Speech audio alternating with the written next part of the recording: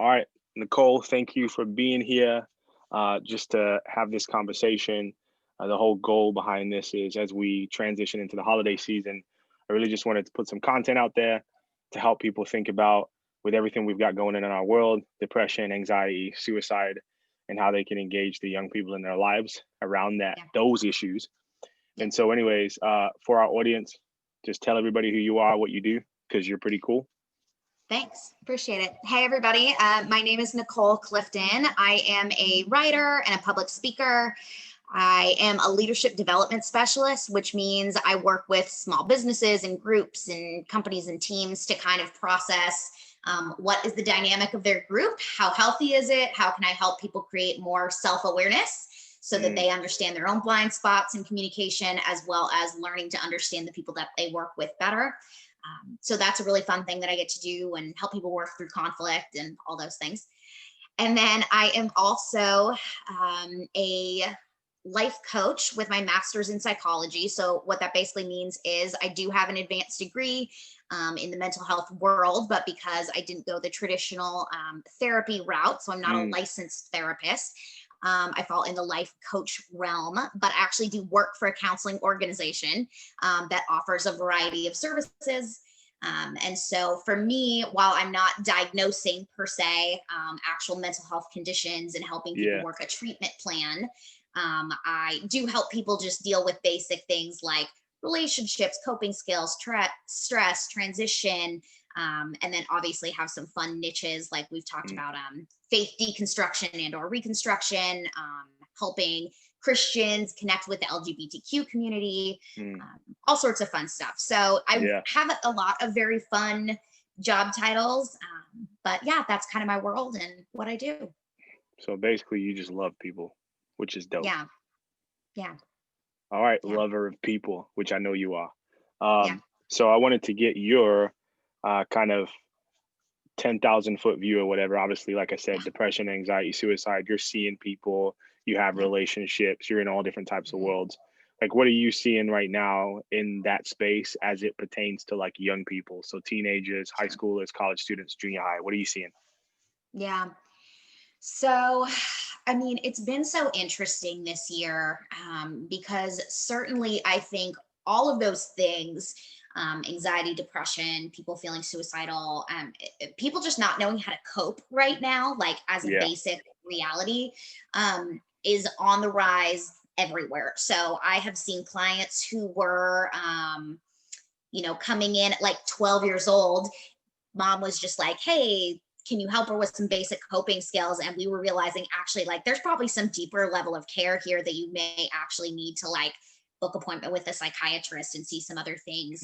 And because that's not my spectrum, you know what I mean? Having to refer out and help people get the appropriate level of care that they need. So from all the way from like 12 years old, right?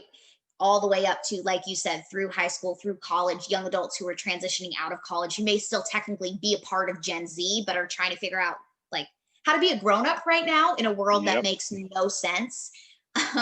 And so anywhere in that like frame, I think people who may already be predisposed to struggling with mental health, right, certainly have enough triggers and stressors in the world to bring forth the symptomology of anxiety, depression, feeling suicidal, all of those types of things. And then even if necessarily people don't qualify for a mental health diagnosis, just everybody's general mental health is doing pretty poorly, right? So even if I don't meet the diagnostic criteria for depression, right, that's in the Diagnostic Statistical Manual, which is the big fancy book that mental health people use to diagnose people, which because I'm not a therapist, I do not do. But it is this space where you realize, oh, even if I don't qualify for depression, like, have I been feeling depressed lately? Generally, yes, because the world is chaotic. It feels like everything is changing all the time. If we're talking Gen Z, we've talked like school. Like, what the heck has school been? in the Yeah. last 8 or 9 months. The amount of back and forth, the amount of change, you can't count on anything. You can't connect with your teachers and your classmates the way you're normally used to. A lot of people who engage in things like theater or sports, like stuff that is normally things that bring them joy, right, in their life Yes. and in their Yeah. world, Yeah. all of that is altered and they don't have access to those things that normally make them happy. It's a lot. Like everybody's general mental health is just kind of like meh. Like you may have some good days here and there, but I think all of us are just feeling the weight of like, I'm so exhausted and I have to keep going and I don't know how to do that. Man, that's good. And I think what I love about what you said is it's an issue for all of us. So I know that I pointed at Gen Z specifically and young people specifically, but the reality is all of us are probably in a space where to some degree our mental health is down in the negative with regards to where it's usually at because of the nature of where our world is at right now, right? And so that's something really important to pay attention to because I think what can happen is, especially when you're feeling off, you're not really going to be paying attention to what's going on with everybody else around you, right? And obviously we've been seeing, like I've been seeing personally, you know, students trying to take their lives or successfully completing suicide, right? And different things of that nature. And so as we kind of, I guess, begin to walk into the holiday season, right? Thanksgiving, Christmas, families are going to be together, right? There might be a trauma associated with that. There might be healthy things associated with that. But with all the other peripheral things that are going on right now, what are some things that you think parents should be aware of, youth pastors should be aware of, just like leaders in our community? What are things that they should be paying attention to as we transition into the holiday season with everything that's been happening? Yeah. So, I mean, all of the basic things that I think for sure when you're going to the space of like knowing that a student has been depressed, knowing that statistically there are a lot of people who do attempt suicide or struggle with self-harm during the holiday season, right? That it's not just like merry and bright for everybody, even in a normal year, but especially this year. Holidays are going to be complicated. Getting together with family is not always just, I mean, one, it's complicated because of COVID. And then on top of that, like families can hold trauma stories. They just do. And so thinking that every interaction that families are going to have together is going to be positive may not be the truth. And so to hold that lightly, I think that when I think are what are signs of like unhealthy coping, like besides the obvious people talking about like, you know, like if they're like super suicidal and are like, I have a plan, right? I'm going to give away my stuff. I'm going to start saying goodbye to people. Like those are very obvious. Clearly, this person is starting to detach from our world and their life. But things that may be more subtle, and it may be a collection of these smaller things that actually point to the bigger picture. So if people are in a space where they are just kind of in a situation and all of a sudden they just kind of like get up and leave, right, without communicating, it feels very abrupt. If you notice that people are more verbally combative right now, right, things set them off more, they're more on edge, there's more negative comebacks. You may not be knowing this, but if you know anything in the mental health world, like if people are feeling more of that fight or flight mentality, right? Like I either need to fight you with what's happening right now, or I need to get out of here because I feel triggered. I don't feel safe. And now I have to figure out what to do with that.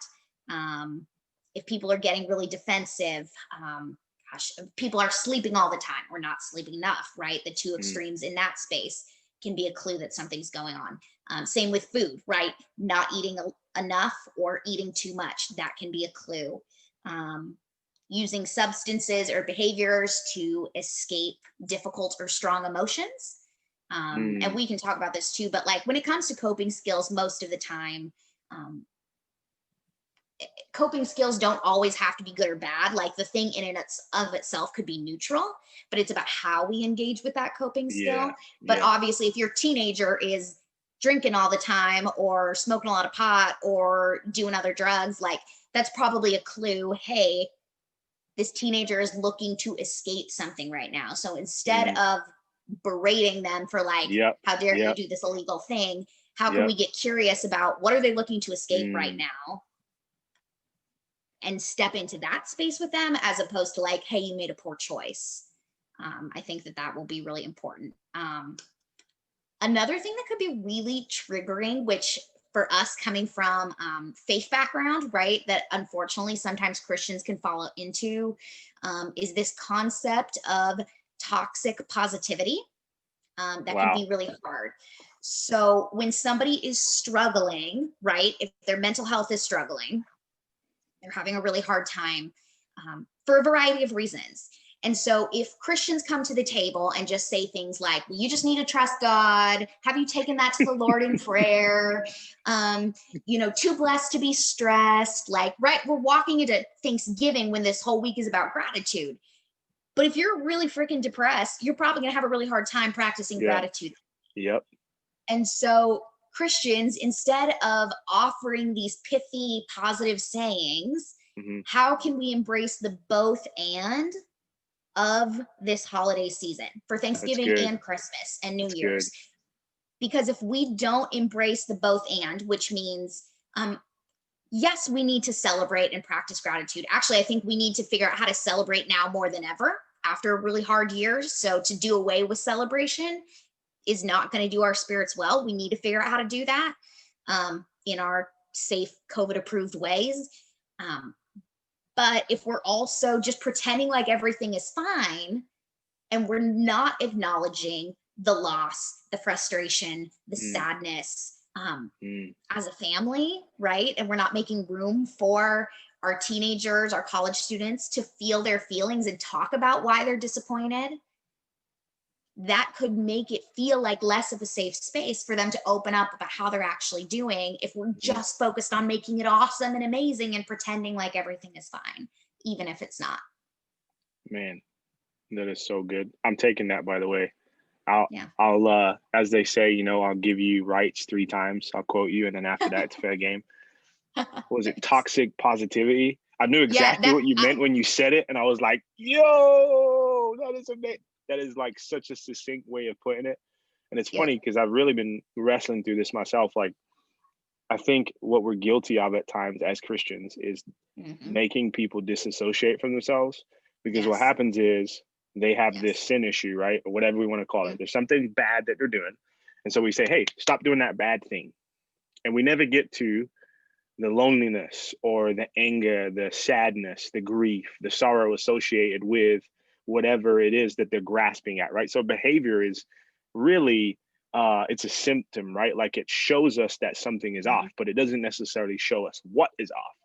And so I think what we're guilty of is assuming that the symptom is the issue, cutting it off, or telling that person to cut it off. And then what ends up happening is that good thing that needs to be dealt with, like grief, sorrow, joy, pain, suffering, wanting to be connected to people, wanting to have deep, meaningful relationships. Like there's all these things that like are true about being human. And so we like cut those things off, or we lie about it and we just do it in secret, or we believe that God doesn't love us because we can't do away with that thing, right? And so it's like, hey, I'm still struggling with this. These people told me to stop it and told me if I don't stop it, I'm in trouble, but I can't stop it. So that must mean God hates me. And then either way, you're stuck, you know what I'm saying? And so we're making young people stuck. And so like what you're saying is profound, man. Like we have to ask the why question, like what's going on? Why do you feel like you have to do this? Like, what are you getting out of this? Right. Which is really what I wanted to lean into next. Like if adults, or if you're around young people this Christmas or this Thanksgiving, what kind of questions should those people be asking if they see some of those behaviors? And honestly, what kind of questions should they be asking anyways, just because life's been this crazy? And if we're honest, what kind of questions should they be asking? Because they should just be asking them. Sure. You know what I'm saying? Sure. Yeah. I think for me, I mean, and we can get into, I mean, there's other things, but the thing that when I was thinking about our conversation today, when it comes to, for me, mental health, coping, engaging with people in their true heart, like how are they dealing with the difficulties of life? It makes me think of one of my favorite authors. Her name is Dr. Brene Brown. She's written several books. They're all freaking fire. This particular quote, and I literally looked it up so that I could read it to you because I didn't want to screw it up, because I love it. And it is one of my favorite things to come back to when I talk about this subject. And she said this, she says, are my choices comforting and nourishing me, or are they temporary reprieves from vulnerability and difficult emotions that will ultimately be diminishing of my spirit? Are my choices leading me to living a wholehearted and integrated life, or are they leaving me feeling empty and searching? And that's from her book, Daring Greatly. And so, not that you as an adult will quote that to your teenager when you're talking to them, but the spirit of that conversation and that quote is what I take into it. So it's like, okay, when we're talking with teenagers about what's going on in their lives, especially if you see something that maybe you're concerned about, right? How do we come to the space with curiosity and compassion as opposed to like concern and correction? Because that changes the whole dynamic of the conversation. And so asking them, like you said, like, how is this choice serving you? Like, what is it giving you? But ultimately, is it a choice that's going to comfort and nourish you truly? Like, is it really going to bring you joy? Is it really going to help you live the integrated life and be the person that you want to be? Or is it a temporary reprieve from vulnerability and difficult emotions that you don't want to deal with? That's going to leave you ultimately empty. And here's what I tell people too, which loops back to the like, a lot of coping skills can be neutral in and of themselves, right? So you can feel empty and searching after eating a whole pizza in one setting, and you can feel empty and searching after your third workout of the day. Okay. Like pizza in and of itself is not bad. And working out in and of itself is not bad. It's about how you're engaging with that. So yeah, if you're sitting down and eating a whole pizza so that you don't feel your feelings, okay, let's talk about what are you avoiding. But you sitting down for dinner and being like, hey, I've had a really hard day. You know, it'd be really fun. Let's order a pizza as a family and watch a movie tonight. Completely. That sounds like a great choice. If you're working out as like a, hey, I'm storing a lot of anxiety and frustration in my body, right? I'm feeling a little stir crazy in my house.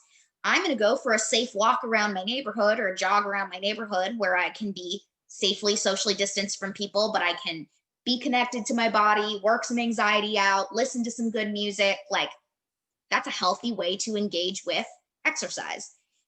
But if you're working out for the third time that day because you're shaming yourself about gaining weight during the pandemic, right? I gained the COVID-15 or the 19 and I hate myself and I can't believe I let myself gain this weight again. You know what I mean? But people do that inner critic speaking loudly. Well, if that's what's playing in your head while you're working out for the third time that day, actually your healthy coping mechanism is not actually benefiting you because you're just reinforcing that behavior with your shame. And that doesn't help you move forward. Yeah, man, that's good. I hadn't heard that before. The COVID-19, dang.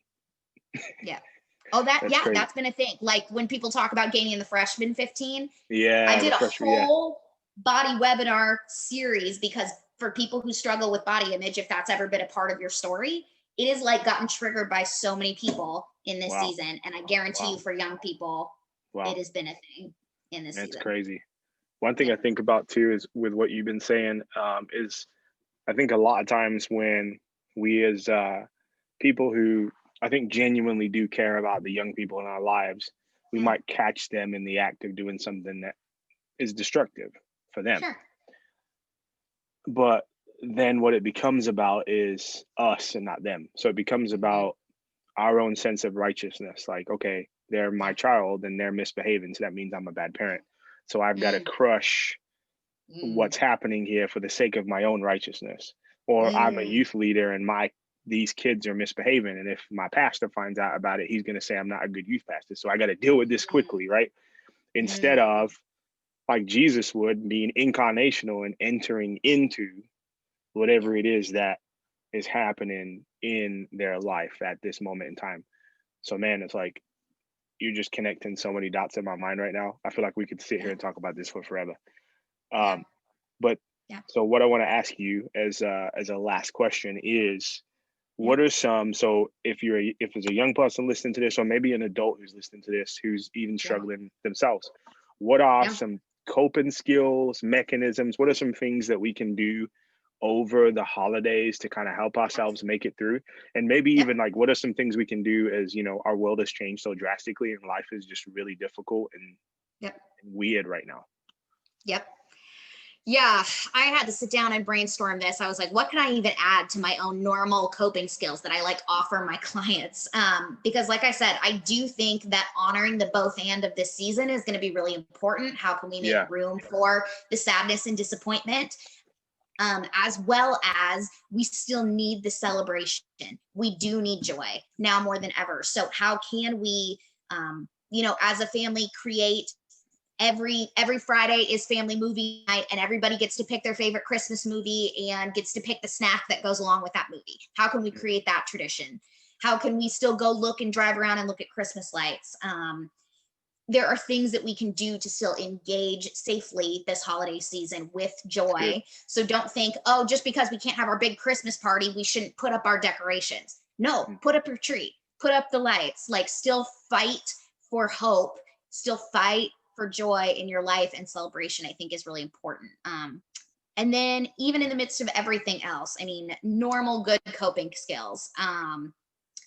What are things that you guys can do? You can write or journal regularly.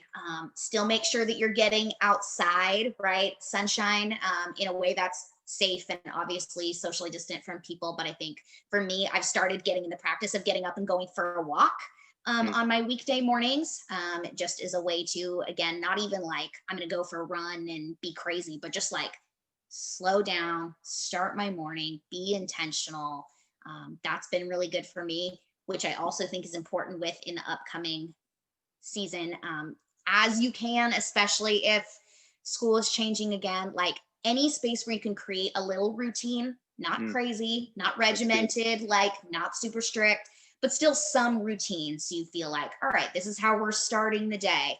For me, I end my days by like the work day is over, I light a candle and I go open up all the drapes and let some cool air into the house. And I create these rhythms for myself. So I still feel like even if my days are slower and weirder and I don't know what to do, like the time is passing and it is okay. That's good. Yeah. And then the basics, get enough sleep, eat a balanced diet. If faith is a part of your life, engaging with spaces or faith practices that are helpful to you, prayer, meditation, journaling, music. I think music in general is just a huge one for me. Go for a drive and drive with the windows down. At least here in Phoenix, it's super nice right now. So I take advantage of that and it is blast some music and go for a drive.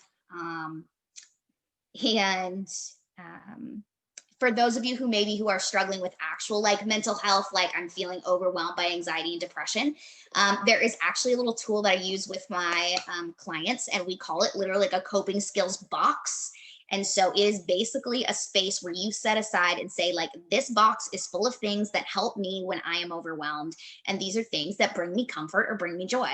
And so it can be anything from like bubble wrap to art supplies to right, like coloring, kinetic sand, a favorite cozy sweater or cozy blanket or cozy socks, like tactile things, right, that make us feel held or comforted. Yeah, it's a, good. a playlist that we love, reminders from like people that we love, right, like notes or letters that people have written to us, or notes that we've written to ourselves, like here's what's true on your very worst day, here's what's still true about you.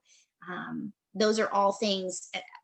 Candy, I mean, you can put whatever you want in there, things, your favorite DVD that's like funny and makes you laugh, so that you know when you're having a really crappy day, I'm going to my coping skills box and I've got literally a whole giant bin full of things that makes me happy. And you can Google like coping skills box and it will come up with a gajillion options. So clearly things that make you happy may not make me happy. So you get to tailor make it to what makes you happy. But even if you're not a person who knows you already have anxiety or depression, quite frankly, all of us could use some more coping skills during this season, the longer that 100%. this pandemic and 100%. social distancing goes on. It's funny.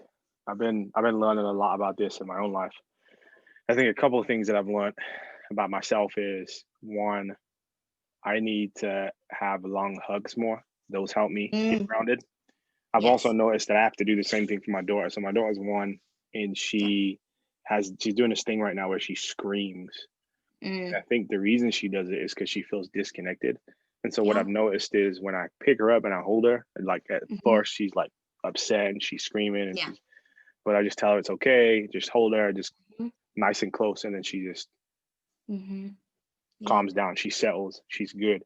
We hug for a while, put her back down, and she's happy, you know. And so I've noticed that. And then just like you said, I mean, I'm sure we've all heard this, right? Hungry, angry, lonely, tired. Like, you know, do you need to take a nap? Do you need to feel connected to somebody, have a conversation, get a hug, have somebody tell you they love you? You know what I'm saying?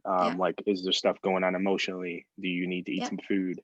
And so sometimes like simple things like that can greatly just transform your outlook on your situation.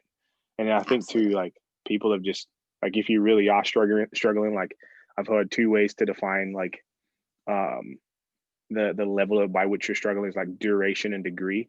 So if it's like an extreme onset, like I'm extremely depressed, like I went from like, you know, being great to like now I'm in the dirt and I don't know how to get out, go get help.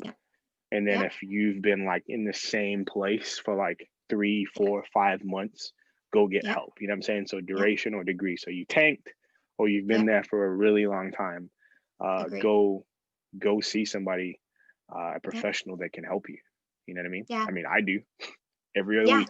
You know what I'm saying? Yeah, absolutely. There have been many seasons. I mean, even as a helping professional, there have been many seasons where I have been in therapy myself. I'm walking with so many people right now that just like, again, life circumstances were already hard. And then this year has just made it even harder. So I know that there is that stigma, right? That like, oh, people are going to think I'm crazy. And it's like, no, just humans need a person where they can go to actually and talk to a person, as weird as it is to be like, oh, I don't want to talk to a stranger. Actually, sometimes talking to a stranger who you're not going to see any other place in your life is really helpful because you know it's just going to stay there. You're not going to run into that person at Target and have this awkward interaction with them. Like they just exist. At least for me, I see all my clients virtually. I just exist in their computer and that's it. But they can talk to me and process what's going on in their life, and we can figure out how to deal with stress together. And they know that they're going to have a safe place to come to every week to talk about the things that are going on. That's good. Nicole, thank you so much for your time. I know it's valuable. I'm grateful that you would give it to this. And for everybody who's going to listen to this, I'm grateful that you're listening to it. I hope you find it helpful. We hope you have a wonderful Thanksgiving, wonderful Christmas too, and that you can connect deeply with family members and friends and find some joy in what has been a insane year, to say the least. All right. Well, we will talk to you guys soon. Thank you. Yeah. All right. Thanks, Jordan. Bye, everyone. Bye.